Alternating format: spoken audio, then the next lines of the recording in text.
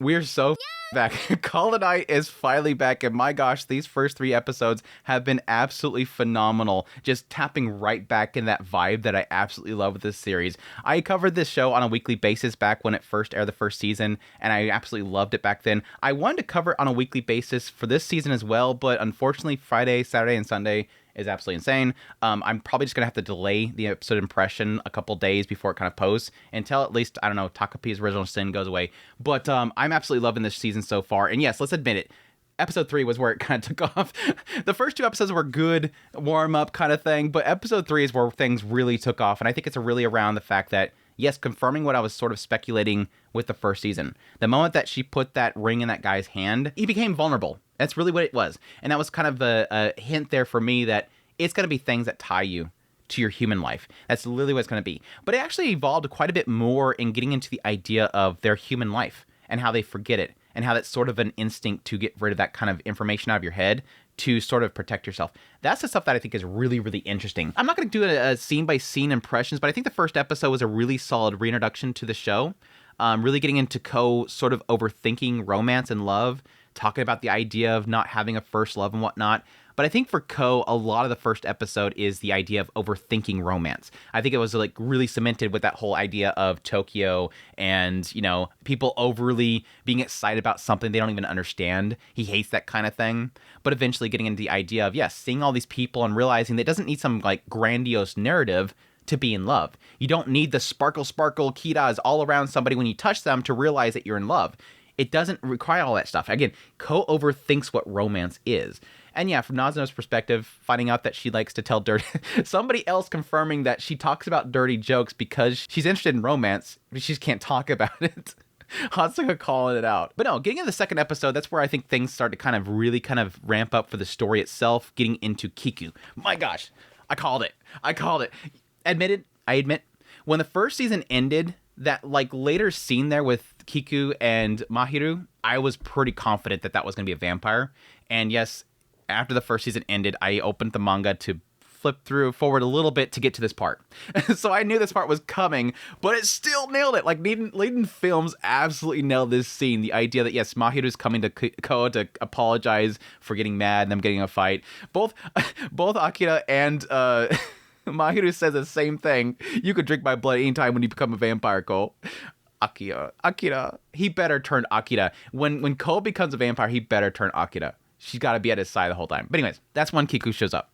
And immediately Ko senses it. This scene was so freaking good. So beautifully done. And the idea that he's terrified. He runs away. She cuts him off. And she's like, don't tell him. Don't tell him. But no, I don't want to be hurt the longer you take. Again, he knows that Mahiru is terrified of vampires. He had this experience just prior. No, tell him, please. You need to tell him. It'll hurt him more. I said don't say anything. Don't meddle in my business. Man. And this sort of gets into episode 2 in general. What they sort of get into with the whole like bath scene, all that kind of stuff, getting together and talking about this, Nazuna's perspective, they know who Kiku is. Kiku is an oddity. They know who Kiku is. They don't know what Kiku is, basically. Kiku is odd in the idea that they don't understand how she plays. She has a lot of offspring, but they don't really know what's her kick. They don't know what makes her do what she does. She's an oddity, so to speak. And what they sort of imply is that with the fact that she has so much offspring, you would think that she would immediately jump on Mahiru. But they're sort of misinterpreting it, the idea that because she hasn't turned him yet, because they haven't even bit him yet, she possibly is taking it serious finally. Because she has so many offspring, if suddenly she's now not biting him immediately, she's possibly taking it seriously now. I don't think so. I think this is her shtick. And it's proven right here because there was a side of me that kind of was hoping that Kiku would be a good vampire and that she was treating Mahiru correctly. But this scene right here sticks in my mind. The fact that, again, she's threatening Ko, saying, do not say a thing. Don't meddle in my business. Then when Mahiru sees it and says, what are you guys talking about? She immediately goes, oh, yes, that's right. I'm a vampire. I'm sorry. Whatever. I was never planning on changing you, so we're done. And she walks away. And yeah, Ko's like thinking, crap, I messed up everything. But then Mahiru goes over and grabs her and says, please don't go. I still love you. I love it. This is what I was waiting for. I can't get enough of it. She gets a kick off of this. This is what she wants. This is her thing. I think this is going to be her shtick. She loves whenever she goes to walk away from somebody that's so in love with them. That's what she wants to feed off of. She's waiting for that moment that she walks away from somebody, because this all plays into it. This all plays into it. I think the moment that she said, yep, I'm a vampire. I was never planning on turning you. This is like the beginning of like her climax moment for her whole thing. She always tells them it's over after they've gotten so invested. And she chose to say this now because she was afraid that Ko would say it. She wanted to be there to feel it.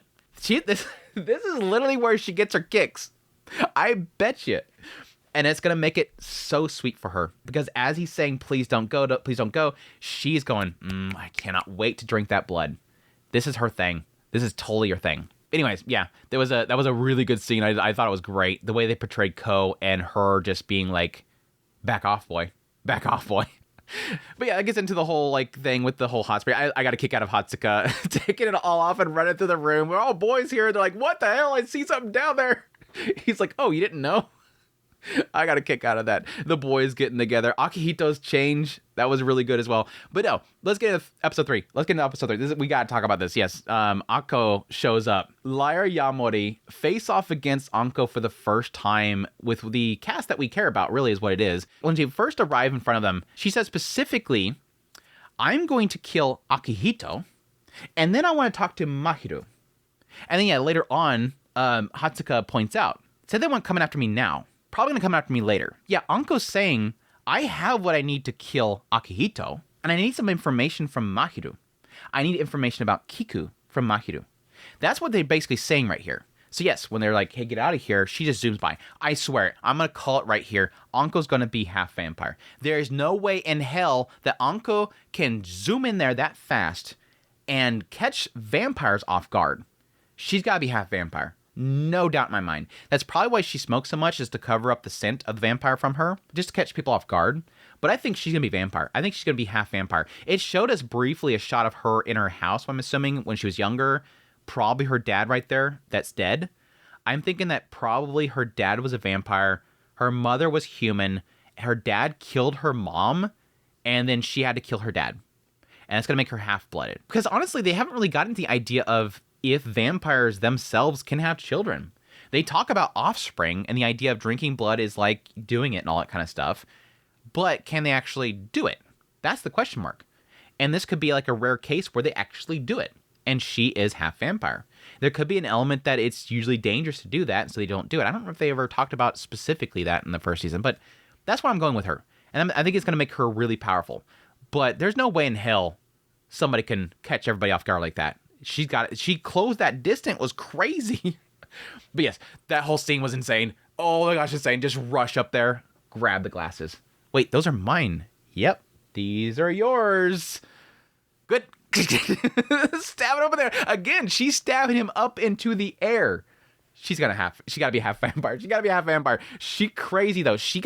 There's a hatred there.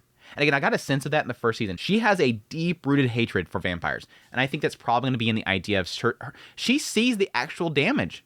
She sees the ones that lose control. Cole gets a perspective of good vampires.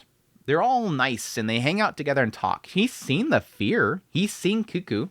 He had Sari come after him. He's seen dangerous vampires before. But they're all ones that don't kill just to kill. And I think Anko has seen them when they kill just to kill. And thus sees all of them as a threat. And so when this guy's in front of him, Akihito hasn't done anything, but she gets a kick out of it because she hates vampires that much.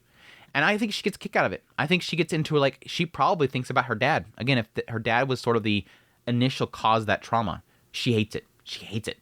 But yeah, eventually, watch out. I get my policy to kill humans. And then she asks, who turned you? She wants information for the next vampire. She's already looking for the next thread. I'm going to kill you, and then I want to know the next target. We know it's Sari. And yeah, sure enough, she shows up. I'm surprised she didn't go crazy on Anko. She just got him out of the way. But yeah, then Hatsuka comes up there, blocks the blade, goes right through her hand. Interesting. Makes me curious if each one of them has sort of a unique ability, and that's Hatsuka, to make themselves transparent or whatever. 3 against 1, I don't think that's very favorable for you. And then again, confirms what I was speculating. Take off the glasses. Sure enough. It helps him out. Oh, so you knew. Nope, I just confirmed it because you told me. I love it. Anko just totally just blurts it out. Oh, so you knew. Now I know. Now I know. Thank you for telling me. Thank you for confirming it, basically. That yes, these glasses being on him drew him to be inhuman. That was my speculation. I think what it was going to be, and this is what it turns into with this whole thing, is them all having to go out and find some information about their past, find that precious item, and get rid of it. Just like what Seri does later on. Destroy it. Get rid of it. Something about it draws them back to their human nature, and I think it weakens them to a human state and makes them killable, essentially. I think that's what they're doing. And like that we're getting into, the idea of that's possibly their instinct to get rid of. But yeah, I like how they wrap up this whole fight, and Hatsuka's like, yeah, you say that, but I know you're coming after me later. Like, you're going to give up on the fight for now, but you said not today. That means you're going to come after me later. Again, yeah, when she has information, she needs that item. That's what she needs. But no, Anko has to like leave with some jabs in there. How's Nazuna doing? How's Kiku doing? She's so nasty. She's so nasty. But yeah, this turns into them basically talking about this. Essentially, hey, everybody, it's time to get together. We got to find our past. We got to find our past. And it's confirmation there in the idea that, yes, it seems like they all forget their human self at some point. Seri has seemingly a lot of information. Nazuna has nothing. But the idea here is to look into your past, find out where you came from, find any object possible, get rid of it. And Nico specifically says, make sure you're not alone. I think part of that is because she's afraid of one of them getting alone with Anko and Anko having their personal item. But I think it also could be an aspect where they can't touch it. They can't touch that personal effect. They need to have somebody else there to destroy it once they find it. But yeah, that was the whole scene with Seri and Akihito was great. Again, right here, seemingly sort of showing how that humanity is lost, those memories are lost, and it's sort of a heartbreaking thing. And the idea that Akihito doesn't want to forget the day that he first met Seri. And Seri's like, no, it's fine. We're going to make new ones. You're going to forget it eventually, but it's fine because we can make new ones. It's sort of like a playoff of marriage. I think that there's a lot of elements of the vampires and how they work that's kind of play off of relationships. Again, the idea of drinking blood is the idea of creating offspring. The idea of you losing your memories and becoming a vampire is that marriage aspect and you leaving behind your past self, looking forward in your future, and it being just the two of you. It's a really cool kind of play off of that. But yeah, her breaking the glasses and them flying off together was super cool. We're going to make new memories. Don't worry about it. But yeah, it's time to start talking about Nazuna's past, which she has absolutely zero clue about. She does mention the idea that when she first turned, that her first memories that she has of is after she has turned. And her first memory is waking up alone inside of that room. So she's always been here. This has always been her life. But yes, eventually they do end up finding a patient ID card. And that leads them to a hospital. Where for some reason, by some odd chance, Kabura's there. Sus as hell, I'm sorry. Sus as hell, I'm sorry. Like, they get there and Kabura's like, yeah, it was probably a patient ID from somebody that you fed off of. Don't think too much about it. Get out of here. Lako's like, nope, that ain't adding up. I'm sorry. We have a patient ID card from 30 years ago. Again, she says 30 to 40. 30 years ago. And there's a vampire working at this hospital? Nah. Too sus. I'm sorry. That ain't happening. I was like, yeah, that's true. That ain't adding up. She knows something. Now, here's two different theories that I have. When I was watching the episode, my initial theory was Kabura's trying to protect Nazuna. She knows something about the hospital that is connected to Nazuna and is trying to protect Nazuna. Now, my current theory that I'm getting into in my mind is the idea that Nazuna was possibly a patient at the hospital, was really sick, and at some point, some vampire showed up, they fell in love, or they kind of forced a love to happen, and saved Nazuna's life. And then just basically ditched her at that apartment. And on that theory, the reason that Kabura is trying to look into this, she's trying to beat them to the information. Kabura is trying to find the information that is tied to Nazuna faster because she doesn't want Nazuna to find out the truth because that vampire is possibly very dangerous. My other side, which I wouldn't put it past them, because it seems like all these vampires are super buddy-buddy, it wouldn't put past them the idea that Kabura is trying to find dirt on Nazuna to use it against her. I don't know. Nothing really implied to me so far that Kabura is a bad person, but at the same time, we don't know much about them. They could easily be a dangerous person. They could easily be trying to get rid of Nazuna. They could have had some deep-rooted hatred for Nazuna. And so they're trying to look into it before she does to get that information first and to use it against her. I mean, there's a sense of like the sisterhood up there with all, 5 of them or whatever, but I don't think that's really the case. I mean, they were going after Ko before Nazuna had to push back. It's not that there's anything here saying specifically they have to be buddy-buddy. I don't know.